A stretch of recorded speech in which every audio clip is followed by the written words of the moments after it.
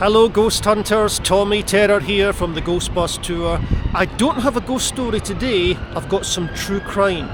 I'm going to tell you about a violent, shocking and somewhat forgotten murder from Edinburgh's Georgian Newtown.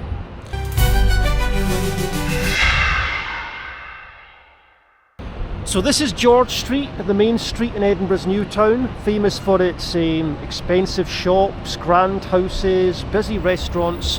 But behind one of these elegant facades lies a story of murder.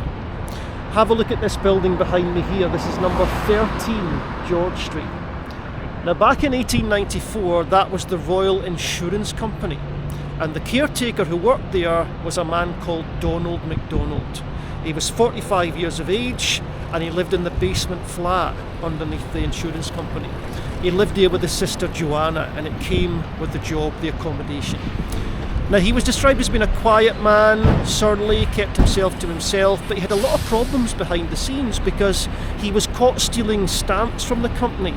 He was accused of stealing money and he was addicted to drinking chloral hydrate. Well, in the end he sacked him, lost his job and he lost his home as well. He was given a week to get out of the flat, but he disappeared. In the end they had to call in the police to break into the flat, and they discovered a grisly scene down there. On the bed there was this pile of clothes, and sticking out at the end was a pair of ice-cold dead feet.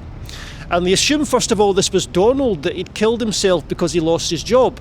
But when they uncovered the body, it was his sister Joanna that lay dead, horribly murdered.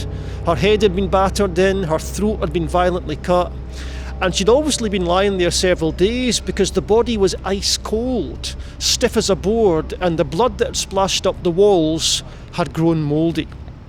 But there was no sign of the murder weapon, and there was no sign of Donald MacDonald. So the police launched a manhunt to find him. Wanted posters went up round Edinburgh, but he was actually seen in Glasgow. He'd run away to Glasgow, and he was found dead several days later, drowned in the River Clyde. So what he'd done was he'd filled his pockets with bricks and he tied a heavy piece of coal to his wrist and he jumped into the Clyde and killed himself.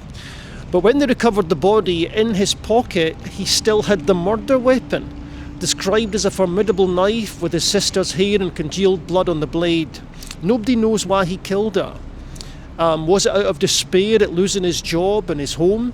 Was it madness brought on by the effects of drinking chloral hydrate? Or was there some other reason that he took with him into the Clyde that day when he killed himself? It's an interesting little story, isn't it? There's not much, if anything, about it online that I can find, but I sometimes tell it on the Ghost Bus because the tour comes along George Street. Well, Edinburgh's about to get very busy. The Edinburgh Fringe is starting and hundreds of people will walk past this building on the way to venues on George Street, little knowing that they're passing by a scene of shocking Victorian murder. This is Tommy Terror. Thank you for watching.